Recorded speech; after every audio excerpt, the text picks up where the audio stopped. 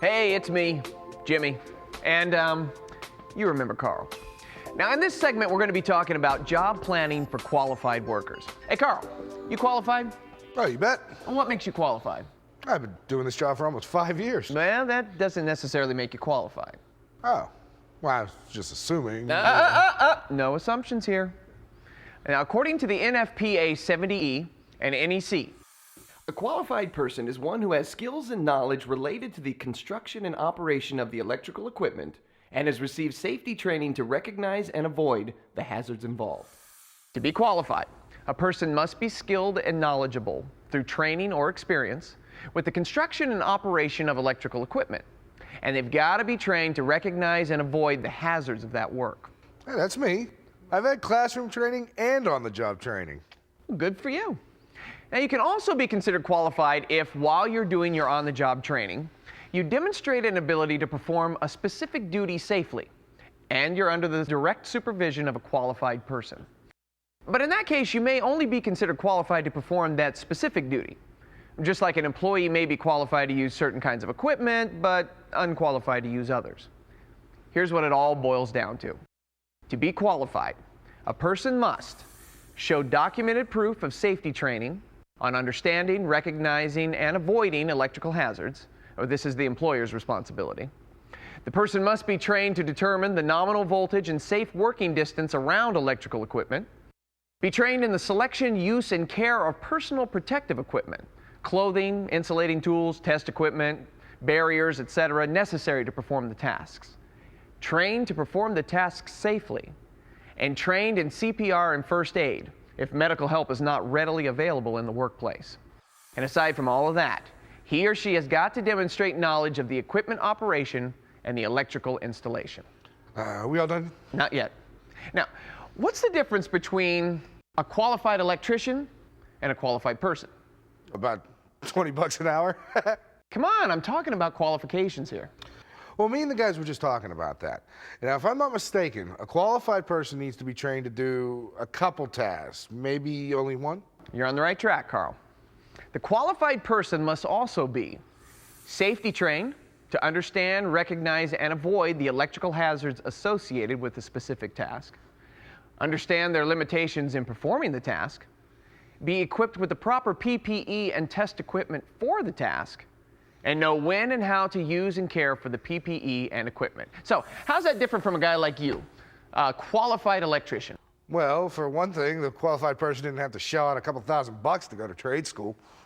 Well, besides that, a qualified electrician must have a good general understanding of electricity, a broad base of technical electrical training, electrical safety training, and actual experience performing electrical tests, the ability to perform a wide variety of electrical tasks related to work environment, appropriate PPE supplied by the employer to guard against electrical hazards encountered in the workplace, and the knowledge of how to care for it, and training on the capabilities and use of test equipment.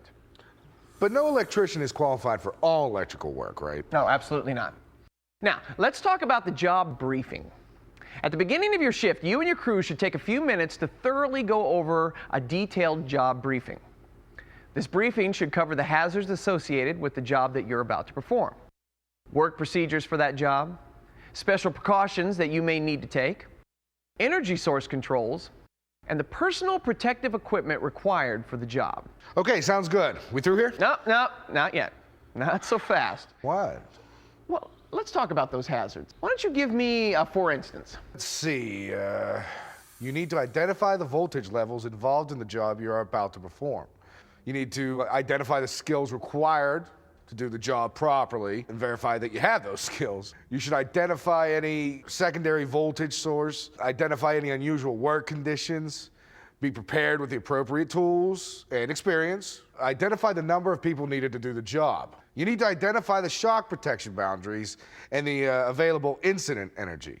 And you need to identify the potential for arc flash.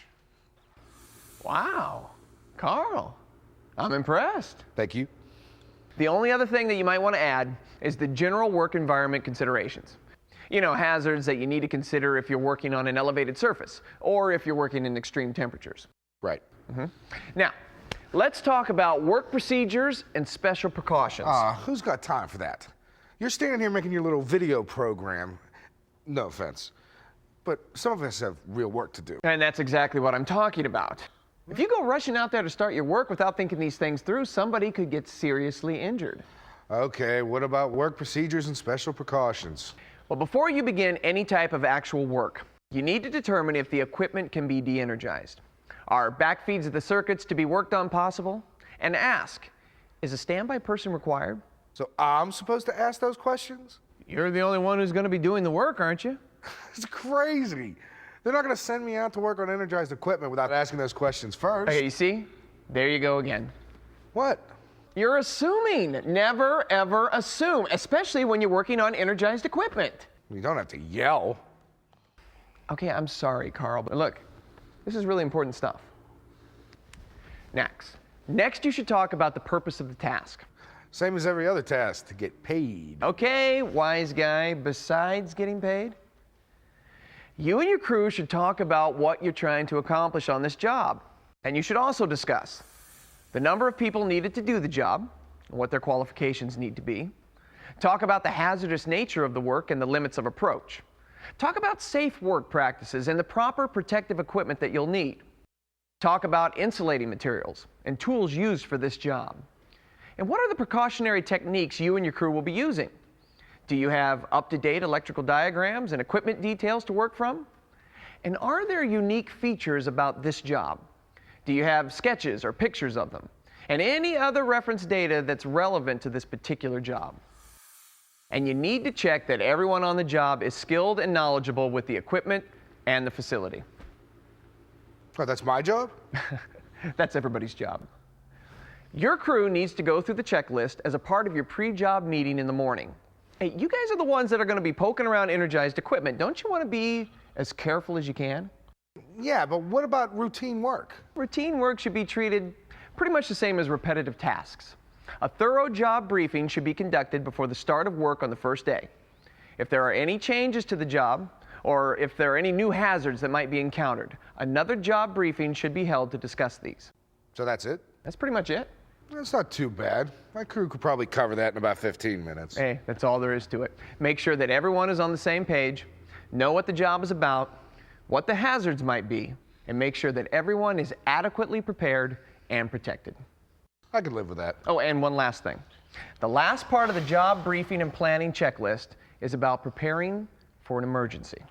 I don't like to think about stuff like that. Somebody does. But if something terrible should happen, it's better to be proactive. Have the information ready than to be reactive and try to figure out what to do when you've got a bad situation on your hands. Yeah, I guess you're right. Now, are you or someone on your crew trained to properly perform CPR? I mean, this could be the difference between life and death. Is emergency equipment available? And do you know where it is? Where's the nearest telephone? Do you know where the fire alarm is located? And if you're working in a confined space, is rescue available? Do you know the exact location of the facility where you're working? If you need to call 911, you're going to need to know this. How do you shut off the equipment in an emergency? And besides 911, do you know the other emergency numbers? Where's the nearest fire extinguisher located? And last, are radios or other communications available? Nobody on my crew has been injured for a long time. At least not a serious injury. Yeah, but if you or a buddy were critically injured, would you want your crew to be running around looking for emergency help? Or a fire extinguisher or somebody who knows how to do CPR? Wouldn't you want to have a plan? Sure, but most of these locations have people right on site who we could call. Yep, there you go again, Carl. I'm assuming again? Yep, and when somebody's life is in danger, that's a really bad time to be assuming. Okay, I think I got it. I sure hope so. Never assume, and always do whatever you can to work on de-energized equipment.